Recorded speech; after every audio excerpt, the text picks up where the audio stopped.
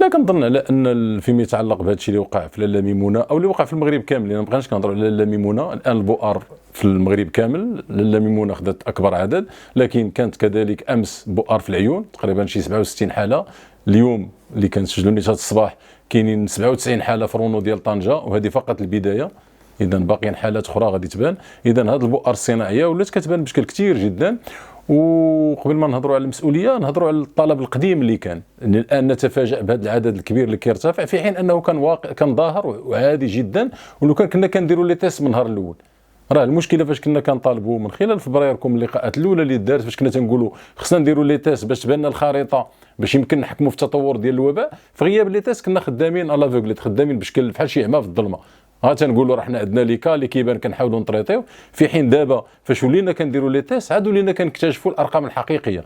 يعني يمكننا نتصوروا كنا كنديروا هذا العدد ديال لي تيست كون درناهم في مارس ولا في بدايه ابريل، كون عندنا خريطه واضحه وكون فكرنا كيفاش نخرجوا وكيفاش نجيريو ميم حتى ذاك الحجر الصحي، لان الحجر الصحي بوحده ما كافيش. يمكن نديروا حجر صحي مده سنه وما غنخرجوش، لان هناك الحوايج اللي كان خصو يكونوا مصاحبين للحجر الصحي.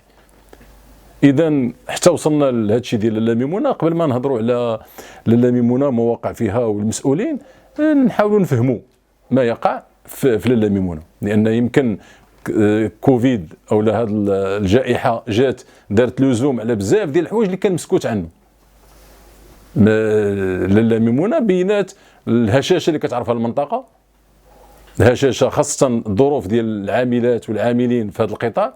فاش كنهضروا على لاله ميمونه هي منطقه، او على الاقل لاله ميمونه فقط كدوار ولا هذا تقريبا حوالي 16000 نسمه. الى جمعنا الدائره اللي دايره بها ككل كتوصل حتى ل 25000 نسمه اللي كاينه. لاكتيفيتي ولا العمل الوحيد اللي كاين هي الزراعه ديال خاصه لي فروي روج، الفواكه الحمراء، الفريز والفرومبواز والميرتيل.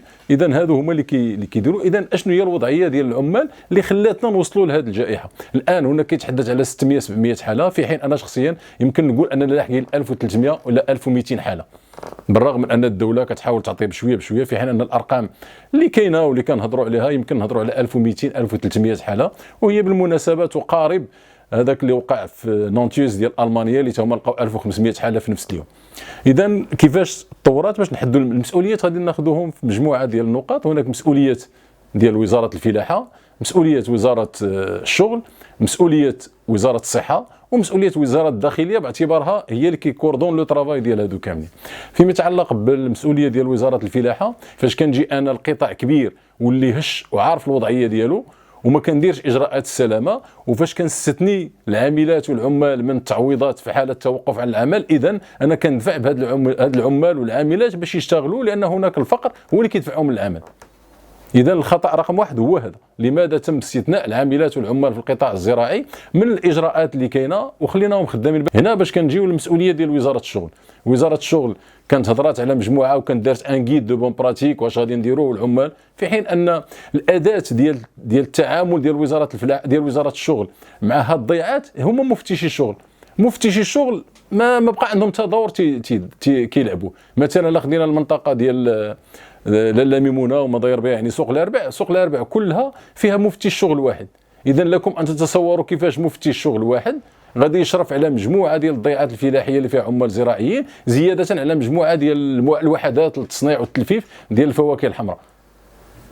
الا خدينا كاع وسعنا الدائره ومشينا حتى للقنيطره الغرب كامل في 7 ديال مفتشين الشغل، مقابل العشرات ديال الوحدات الصناعيه والخدمات هي اللي كاينه. اذا هذه الاليه ديال الضبط وديال المراقبه ديال الشغل اللي كتتم عن طريق مفتشيه الشغل غائبه وما يمكنش نهضروا عليها انها كاينه.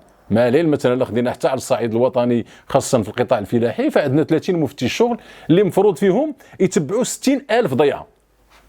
فيمكن تخيلوا كيفاش مفتي الشغل غادي يتبع 60000 ضيعه اللي فيها. كنهضروا هنا على الضيعات اللي فيهم اكثر من 20 قطار، في حين ان ديال 10 وتا هما يمكن نعتبروهم ضيعات، ولكن على الاقل هذا العدد كيشمل الضيعات اللي فيهم اكثر من 20 قطار. اذا يمكن نهضروا على ان مفتشيه الشغل غائبه على القطاع الفلاحي، وغياب مفتشيه الشغل هو اللي عطينا هذا العمل غير لائق ديال العاملات في هذا القطاع. اذا هذا هي المسؤوليه ديال مفتشيه الشغل، خاصه فيما يتعلق بالضمان الاجتماعي. الى عرفنا على ان العمال والعاملات الزراعيين في المغرب تقريبا شي مليون، يلاه تقريبا 6% ولا 7% اللي عندهم لا سي ان اس اس. الغياب ديال لا سي ان اس اس مثلا الا خدينا هنا المنطقه ديال الغرب العدد قليل جدا نظرا لمجموعه من العوامل. العامل الاول هو انتشار الاميه داخل العاملات والعاملين في هذا القطاع. النقطه الثانيه ان هناك الكثير من العاملات ما عندهمش حتى الاوراق الثبوتيه، ما عندها ني لا كارت ناسيونال لا شهادات لا حتى حاجه. نظرا لكثير من الصعوبات اللي كاينه الاداريه اللي كاينه في المنطقه، فكاين هذا الغياب. قبل ما تخرجوا ما تنساوش تابوناو في 20 فبراير وتابعونا على المواقع التواصل الاجتماعي.